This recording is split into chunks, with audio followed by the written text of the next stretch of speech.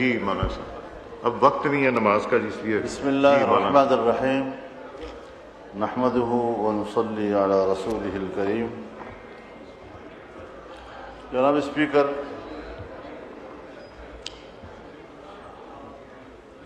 آج ایسا مجھے محسوس ہو رہا ہے کہ آپ کچھ دباؤ میں ہیں اور نارمل موڈ میں نہیں ہیں، تو اس ایوان کی کارروائی میں آپ کے موڈ کا بھی بڑا رول ہوتا ہے۔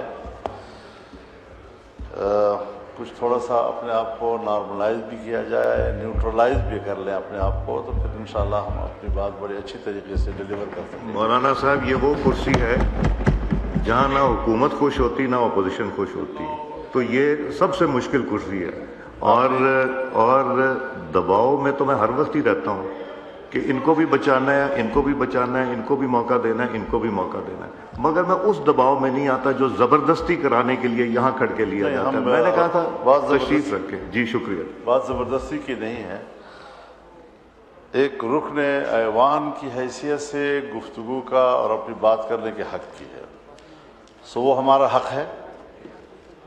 قانون سازی ہوئی اور اس قانون سازی پر، اسی فلور پر ہم اپنے تحفظات کا اظہار کر چکے ہیں۔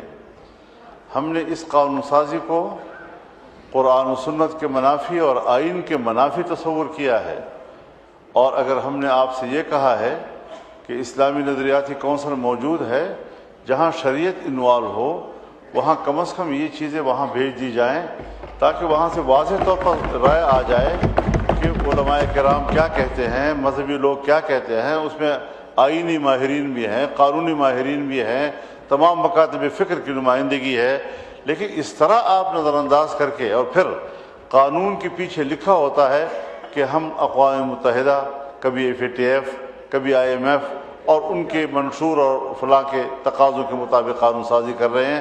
ہم نے تو اس آئین کا حلف اٹھایا ہے، ہم نے تو اقوام متحدہ کے منشور کا حلف نہیں اٹھایا۔ تو اس حوالے سے یا تو لفظ اسلامی جمہوریہ سے اسلامی کاٹ دیں، تو پھر جمہوریہ کہتے رہیں، ایک سیکولر نظام ہے، سیکولر ملک ہے، اس میں قرآن و حدیث کی کوئی حیثیت نہیں ہے، جو شخص جیسے چاہے قانون سازی کرے۔ کس کی پیروی ہو رہی ہے، کس ایجنڈے کی پیروی ہو رہی ہے، اس پر میں اپنے شدید احتجاج اس ایوان کے فلور پر نوٹ کرا رہا ہوں، اور یہ بات واضح کر دینا چاہتا ہوں کہ ہم ایسے قانون ملک پہ چلنے نہیں دیں گے۔ آپ نے جس طرح کے آئینی قوانین بنائے ہیں، جس طرح کے آئینی قوانین میں آپ نے ترمیم کی ہے، میں اعلان کرتا ہوں کہ میں سر عام اس کی خلاف ورزی کروں گا، اور 15 سال اور 16 سال اور 12 سال اور 10 سال کے جوانوں کی شادیاں کراؤں گا، اور ان میں خود بیٹھوں گا۔ آپ بتائیں گے کہ پھر آپ کس طرح میرا مقابلہ کرتے ہیں۔ میں آپ کے قانون کو چیلنج کرتا ہوں، میں آپ کی قانون سازی کو چیلنج کرتا ہوں، میں آپ کی ذہنیت کو چیلنج کرتا ہوں۔ یہ کیا طریقہ ہے ہمارے ملک میں مسلمان کہلانے والے؟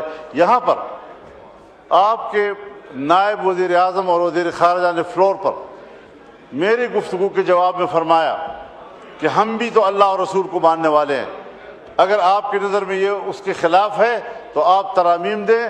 میں نے ان سے فون پر بات کی اور میں نے کہا کہ آپ نے فوری طور پر مجھے جواب دیا ہے، ذرا اپنے ماحول سے مشورہ کر کے آپ نمائندگی لے لیں، مینڈیٹ لے کر پھر آپ بتائیں، ہم ایک کمیٹی بنا کر آپ کے ساتھ بات کرنے کو تیار ہیں۔ انہوں نے کہا ٹھیک ہے۔ اس کے بعد کوئی سوال جواب نہیں ہے۔ یہ ڈنگ ٹپاؤ والی سیاست جو ہے یہ شاید مناسب نہیں ہے۔ پاکستان اس طرح کیسے چلے گا؟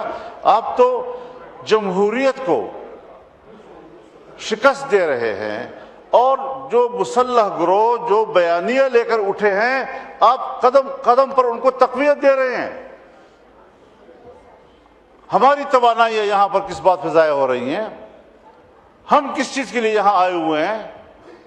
ہم نے تو آئین کا حلف اٹھایا ہے، ہم تو جمہوریت کی بات کرتے ہیں، ہم تو پارلیمنٹ کی بات کرتے ہیں، ہم تو ووٹ کی بات کرتے ہیں، اور اگر مذہبی دنیا وہ پاکستان کے آئین کی نمائندگی کرتا ہے، آپ کے شانہ بشانہ کھڑا ہے، آپ یہاں پر اس قسم کی حرکتیں کر کے جس طرح آئین کو روند رہے ہیں، جس طرح عقیدے کو روند رہے ہیں، اور پھر ہماری توانائیوں کو تباہ و برباد کر رہے ہیں۔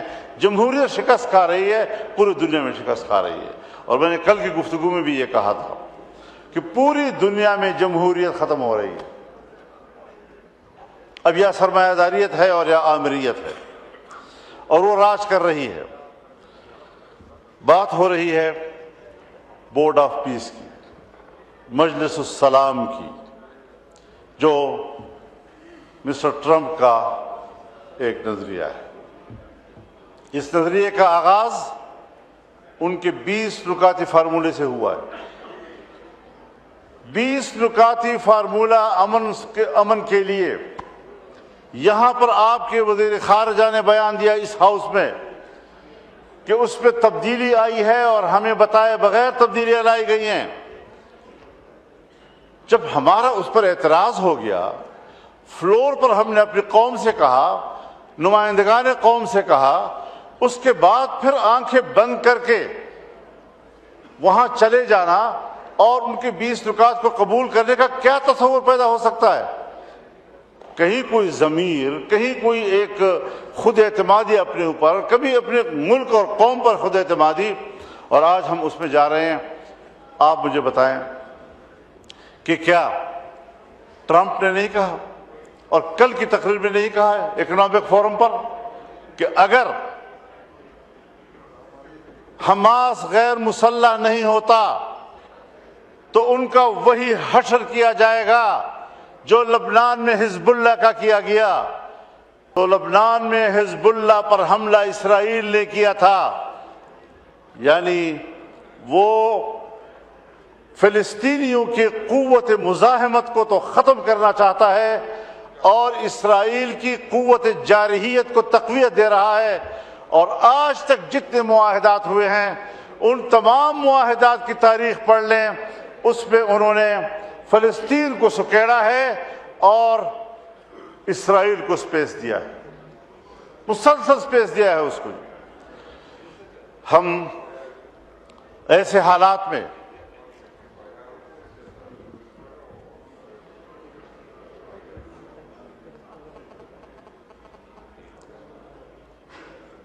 میں آپ سے مخاطب ہوں جناب، میری کوشش یہ ہوتی ہے کہ میں اسپیکر صاحب کو خطاب کروں اور رولز بھی یہی ہے۔ تو بنیادی بات یہ ہے کہ جہاں دھمکیاں ہیں، اگر ایسا کیا گیا تو میں ایسا کر دوں گا، ان کی ایسی تیسی پھیر دوں گا، تباہ و برباد کر دوں گا، کیا یہ صلح کی آغاز ہے؟ دنیا میں امن قائم کرنا، غزہ میں امن قائم کرنا، فلسطین میں امن قائم کرنا۔ افغانستان آئے امن کے لیے آ رہے، 20 سال تک اینٹ سے اینٹ بجا دی اس کی۔ عراق میں آئے امن قائم کرنے کے لیے آئے ہیں، عراق کی اینٹ سے اینٹ بجا دیا آپ نے۔ لیبیا میں آئے، ہم امن کے لیے آئے ہیں، لیبیا کو تباہ و برباد کر دیا، منقسم کر دیا، آج وہاں کوئی نظام موجود نہیں ہے۔ اسلامی دنیا کو اس وقت اس نے ٹارگٹ بنایا ہوا ہے، اور اگر یہ اسرائیل لبنان سے ہوتا ہوا، شام سے ہوتا ہوا، اب ایران پر بھی حملہ ہوگا تو اس کے بعد اسرائیل تفتان پر آپ کے سرحد پہ کھڑا ہو جائے گا۔ کبھی سوچا ہے ہم نے، کبھی اس ایوان نے سوچا ہے کہ یہ پیش رفت کہاں ہو رہی ہے؟ یہ پیش رفت آپ کی سرحدات کی طرف ہو رہی ہے، پاکستان کی سرحدات کی طرف ہو رہی ہے۔ اور میں یاد دلانا چاہتا ہوں، ایک بار پھر اس ایوان کو یاد دلانا چاہتا ہوں کہ جب اسرائیل وجود میں آیا تو اس کے پہلے صدر نے جو پہلا خارجہ پالیسی سٹیٹمنٹ دیا، اس پہ اس نے کہا کہ ہماری خارجہ پالیسی کی اساس ایک نوزائیدہ اسلامی ملک کا خاتمہ ہوگا۔ سو ان کے عزائم اس کی پیدائش کے دن سے آپ کے خلاف واضح ہیں۔ آپ نے ان کو ناجائز، مغرب کا ناجائز بچہ کہا، اس نے کہا میرا سیاسی زندگی کا آغاز اس مقصد کے لیے ہوگا کہ اس نوزائیدہ ملک کا خاتمہ کروں۔ ان کے ارادے بھی واضح ہیں، آپ کی سوچ بھی واضح ہے، اس کے بعد ہم آنکھیں بند کر کے دوڑ جاتے ہیں اور سیاسی قوت ہو ایک ہی جگہ پر دوڑ رہے ہوتے ہیں تاکہ ہم کسی طریقے سے اس بت کو راضی کر سکیں۔ اللہ کے مقابلے میں آج تم ایک ٹرمپ بت کو راضی کرنے کے میں لگے ہوئے ہو، اس سے بڑا شرک اور نہیں ہو سکتا۔ پاکستان کو اگر بچائے گا تو اللہ کی ذات بچائے گا، اگر پاکستان کو بچائے گا یہ 99 صفات اللہ کے ضمانت دیں گے۔ خدا کی قسم امریکہ نے آپ کے بنگال کو بھی نہیں بچایا، اور آج اگر یہ ملک ٹوٹے گا تب بھی آپ کو نہیں بچائے گا۔ کچھ خدا کا خوف کرو، ہم کدھر جا رہے ہیں؟ ایک قوم کی آزادی سلب ہو رہی ہے، 70,000 لوگ شہید کر دیے گئے ہیں، 1 لاکھ سے زیادہ بیماری اور بھوک سے مر گئے ہیں، 1.5 لاکھ سے زیادہ بے گھر ہو چکے ہیں، اور اس کے باوجود ہم ایسے صلح کو قبول کر رہے ہیں، ایسے فورم پر جا رہے ہیں جس کا آغاز دھمکیوں سے ہو رہا ہے، جس کا آغاز ایک فریق کو۔ اور اسرائیل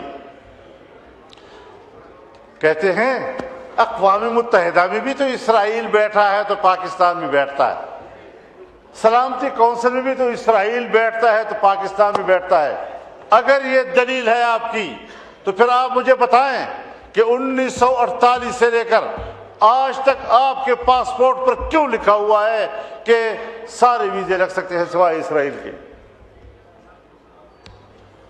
اگر بیٹھنا کسی جگہ پر کسی فورم پر وہ دلیل ہے، لیکن آج وہ غزہ کے معاملے میں صرف فریق ہی نہیں قاتل ہے، اور عالمی عدالت انصاف نے اس کو مجرم قرار دیا ہے اور یہ حکم دیا کہ جہاں سے وہ گزرے کسی بھی ملک میں اس کو گرفتار کیا جا سکتا ہے۔ مگر امریکہ میں بھی اس کو پروٹوکول دیا جا رہا ہے، ٹرمپ بھی اس کو پروٹوکول دے رہا ہے، اور ایک قاتل، ایک فریق آج وہ صلح کے میز پر بیٹھا ہوگا، ثالثی کا کردار ادا کرے گا۔ کوئی ہے خدا کا خوف کہیں پر؟ کرو، سب کچھ کرو، ہمیں امن چاہیے، لیکن امن چاہیے کہ بھی راستے ہوتے ہیں۔